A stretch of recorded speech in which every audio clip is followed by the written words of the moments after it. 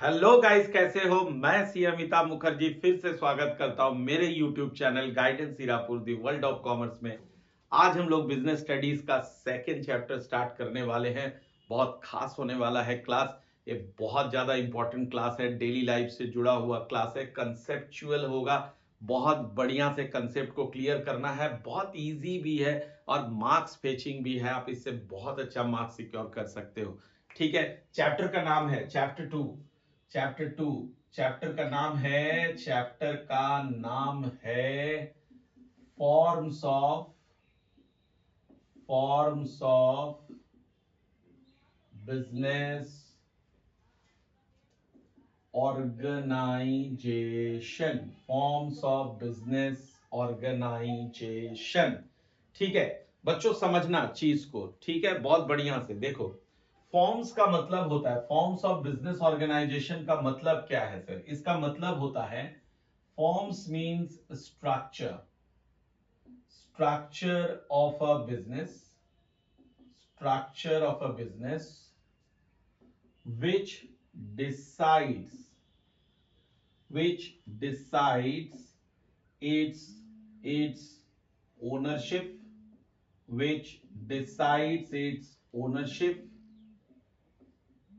control control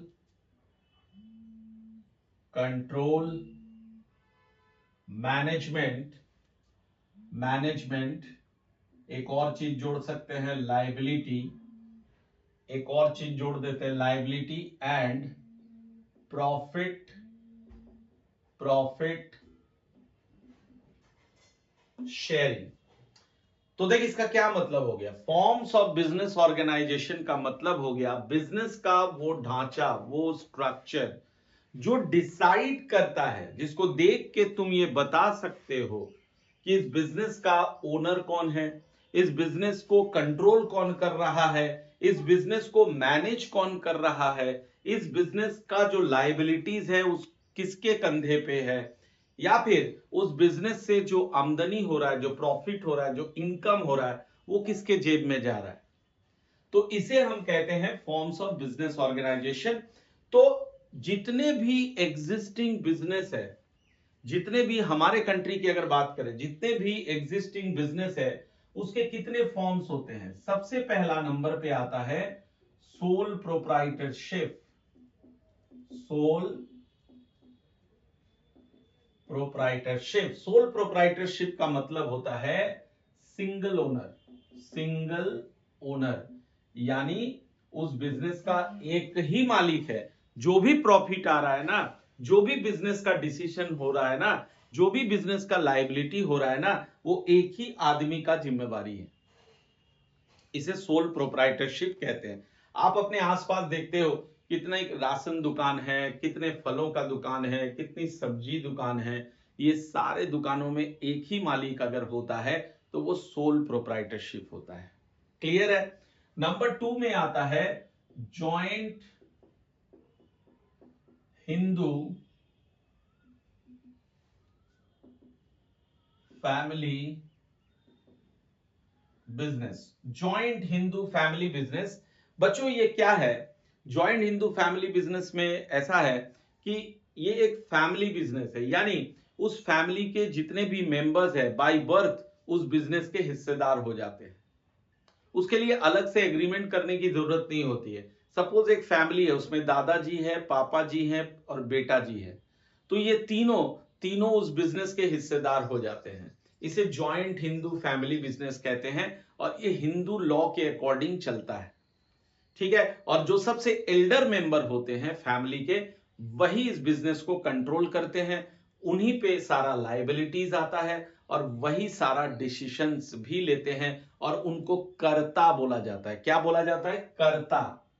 कर्ता कर्ता। और इसमें इसमें जो मेंबर्स होते हैं उनको कॉपर सीनर्स बोला जाता है। और मेंबरशिप मिलता कैसे है? By birth. अगर आप उस फैमिली में जन्म लिए हो तो ऑटोमेटिकली आप उस बिजनेस के हिस्सेदार हो जाते हो, जिसे कॉपर सीनर भी कहते हैं। ठीक है। Number third form of business होता है पार्टनरशिप। ठीक है, तीसरे नंबर पे आता है पार्टनरशिप। पार्टनरशिप यानी ऐसा बिजनेस जिसमें दो या दो से अधिक लोग होते हैं, उसके ओनर।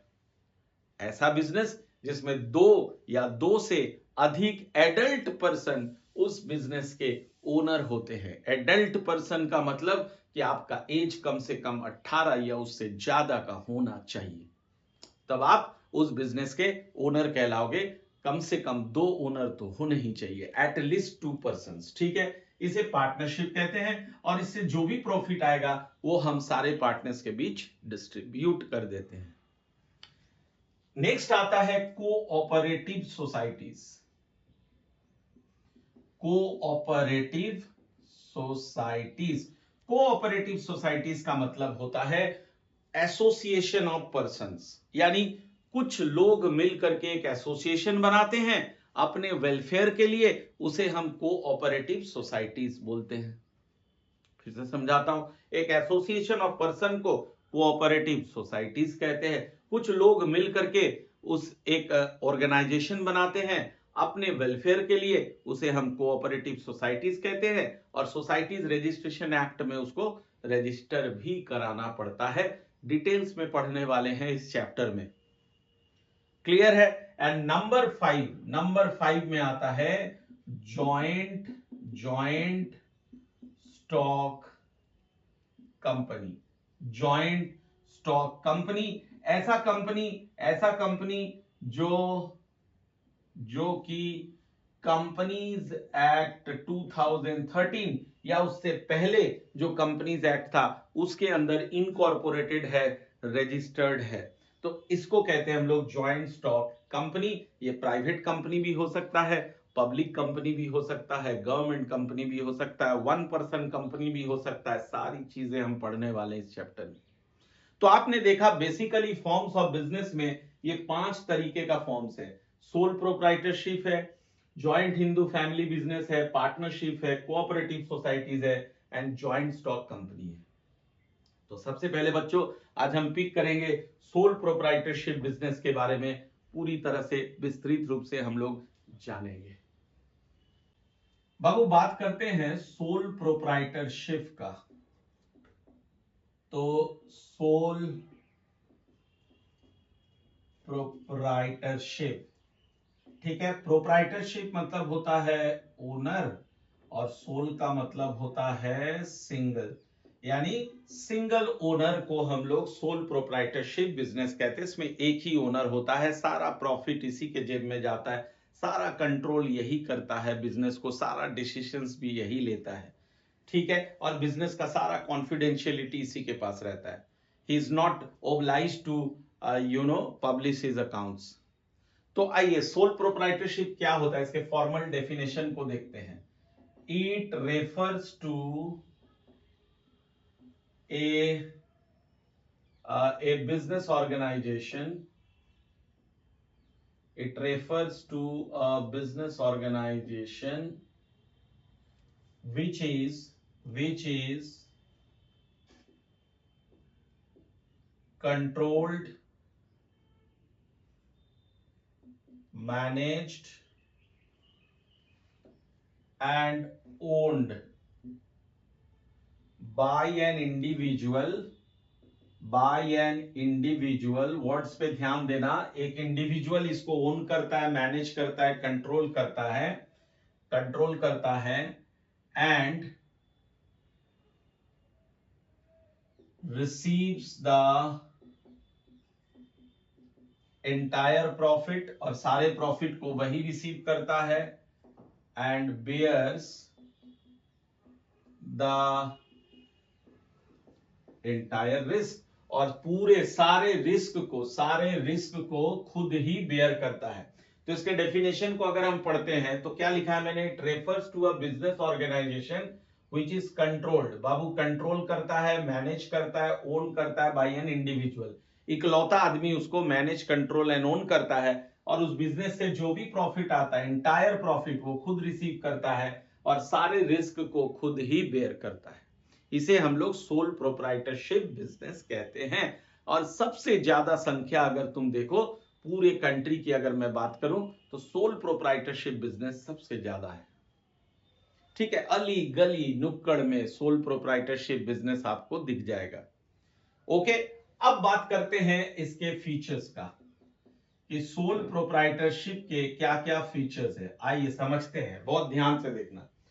सबसे पहले नंबर पे बात करेंगे हम लोग इसके फॉर्मेशन एंड क्लोजर का, ये कैसे फॉर्म होता है और कैसे क्लोज होता है। ठीक है, दूसरे नंबर पे हम बात करेंगे लायबिलिटी का, तो इसमें जो सिंगल ओनर है उसके लायबिलिटीज के बारे में बात करेंगे।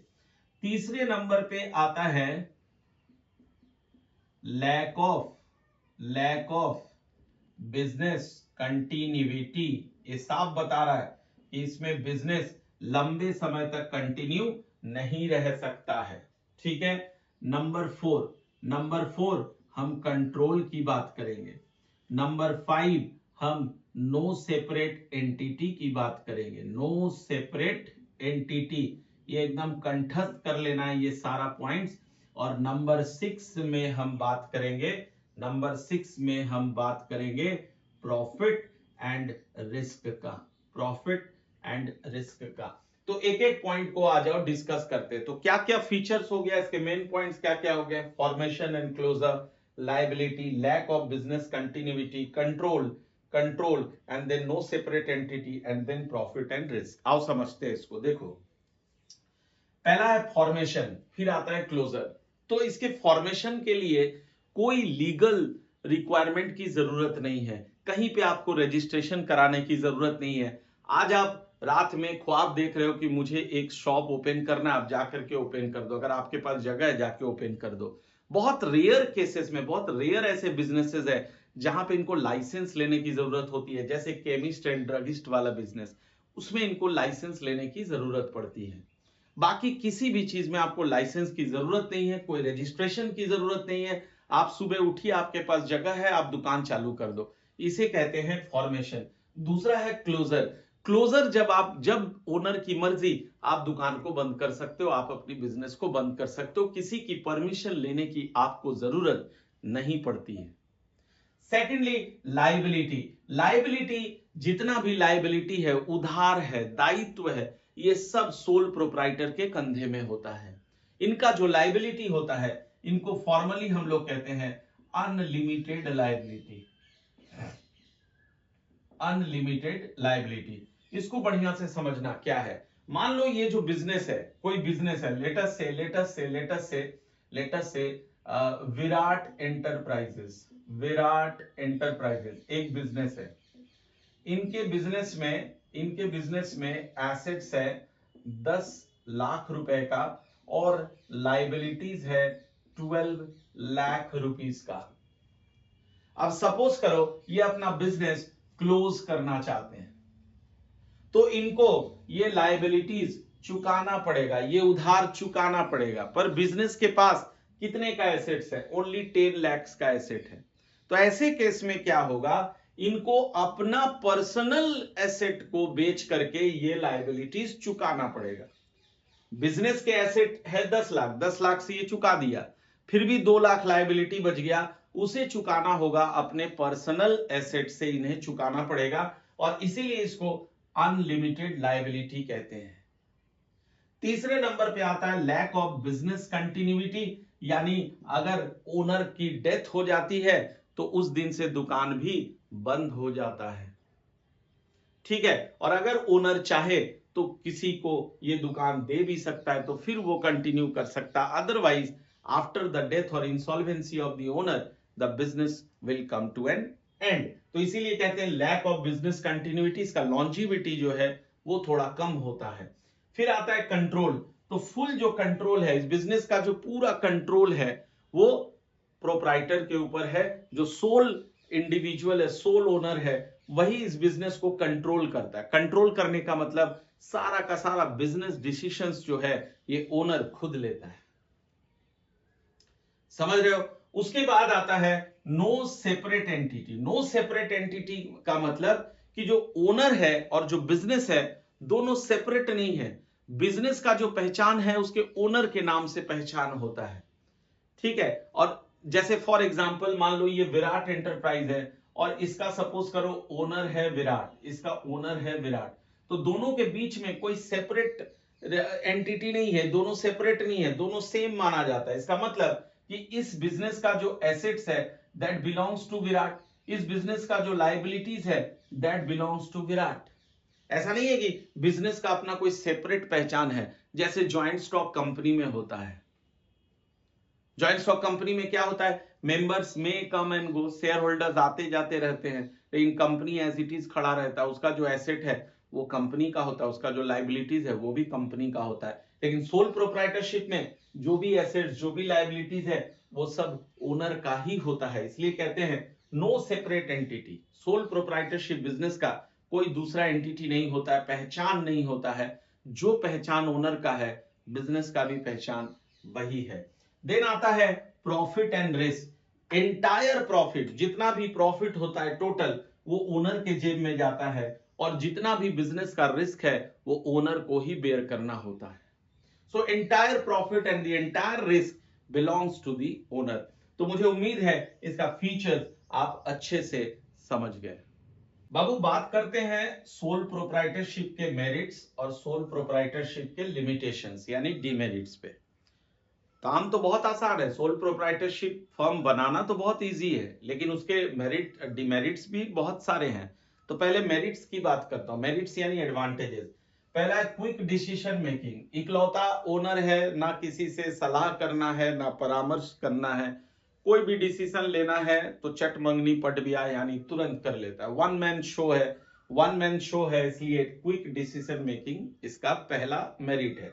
दूसरा, कॉन्फिडेंशियलिटी ऑफ इंफॉर्मेशन। इनको अपना अकाउंट्स कहीं पे पब्लिश करने की जरूरत नहीं होती है, ना trading and profit and loss account, ना बैलेंस शीट, ना कैश बुक, ना जर्नल्स, कहीं पब्लिश करने की जरूरत नहीं है। तो इसलिए ये क्या है कि कॉन्फिडेंशियल रहता है। इनका जितना भी बिजनेस का इंफॉर्मेशन है, कितना प्रॉफिट कमा रहा है, कितना लॉसेज है, कितना रिसोर्सेज लगा हुआ है, सब चीज कॉन्फिडेंशियल रहता है। Direct incentive. डायरेक्ट इंसेंटिव यानी कि जितना भी प्रॉफिट होता है सब अपने जेब में रखता है, ये किसी को बांटने की जरूरत नहीं होती है। तो इसे कहते हैं हम लोग डायरेक्ट इंसेंटिव, यानी जितना ज्यादा मेहनत करो उतना ज्यादा प्रॉफिट, और वो प्रॉफिट सारा आपका होने वाला है। देन आता है सेंस ऑफ अकॉम्प्लिशमेंट। इनको एक कॉन्फिडेंस आता है जब कोई काम, कोई टारगेट ये अचीव कर लेते हैं। तो जैसे मान लो कि कोई सोल प्रोप्राइटर है, उसने इस बार टारगेट किया कि मुझे 20 लाख का टर्नओवर करना है, और जैसे ही 20 लाख हो जाता है इनको कॉन्फिडेंस आता है, इनको एक सेल्फ अकॉम्प्लिशमेंट का फीलिंग आता है कि वाह मैंने इसको पा लिया, ठीक है। और दूसरी बात, कॉन्फिडेंस इस बात का होता है कि इससे जो भी प्रॉफिट होगा वो हमारा ही है, किसी को बांटने की जरूरत नहीं है। देन आता है ease of formation and closure.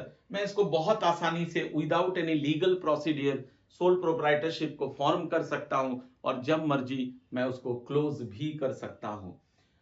ये उम्मीद करता हूं आपको मेरिट समझ में आ गया। अब मैं आता हूं लिमिटेशंस यानी डीमेरिट्स पे आता हूं। सबसे पहला डीमेरिट है लिमिटेड रिसोर्सेज, यानी चूंकि ये बेचारा इकलौता है तो इसके पास कैपिटल भी लिमिटेड होता है, तो इसलिए कहते हैं इनका रिसोर्सेज जो है वो लिमिटेड होता है। वो चाह के भी बिजनेस को जल्दी से जल्दी बढ़ा नहीं सकता, और जैसे ही वो मान लो किसी और को अपने बिजनेस में शामिल कर लेगा तो ये चेंज हो जाएगा पार्टनरशिप में, तो फिर वो अलग फॉर्म ऑफ बिजनेस होता है, ठीक है, मैंने बताया था आपको।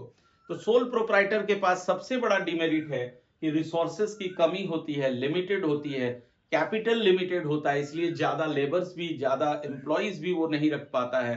तो इस लिमिटेशन इज, ये सबसे इंपॉर्टेंट लिमिटेशन है। दूसरा है limited life of A business concern, यानी ये मर गया, ये टपक गया तो बिजनेस खत्म, क्लियर, बिजनेस क्लोज हो जाता है। अनलिमिटेड लायबिलिटी, अभी मैं समझा रहा था कि इसको अपना पर्सनल एसेट्स बेच करके भी बिजनेस के लायबिलिटीज को चुकाना होता है, तो इसका लायबिलिटी अनलिमिटेड होता है, ठीक है, कोई लिमिट नहीं होता इसके लायबिलिटी का। इवन अपना personal assets he has to sell to repay the liability of the business. फिर आता है लिमिटेड मैनेजरियल एबिलिटी। अब इकलौता आदमी है, वो क्या क्या चीज देखेगा, तो हर चीज में तो वो एक्सपर्ट नहीं हो सकता। वो अकाउंट्स में एक्सपर्ट अगर है तो मैनेजमेंट में हो सकता है एक्सपर्ट ना हो, है ना। तो एक आदमी में सारे गुण रहे ऐसा पॉसिबल नहीं होता है। लेकिन ये अगर पार्टनरशिप बिजनेस हो तो मान लो कोई अकाउंट्स में बहुत स्ट्रांग हो, कोई मैनेजमेंट में बहुत स्ट्रांग हो, कोई मार्केटिंग में स्ट्रांग हो, तो इन सारे पार्टनर्स के ब्लेंडिंग से बिजनेस ब्लूम करता है। लेकिन यहाँ पे आपके पास सारा गुण हो ऐसा जरूरी नहीं है, ठीक है। तो this is the fourth limitation, that is limited managerial ability. उम्मीद करता हूं सोल प्रोप्राइटरशिप आपको बहुत अच्छे से समझ में आ गया बच्चों। अगले क्लास में हम लोग सीखेंगे हिंदू अनडिवाइडेड फैमिली बिजनेस। तब तक के लिए मुझे इजाजत दीजिए। जय हिंद, जय भारत।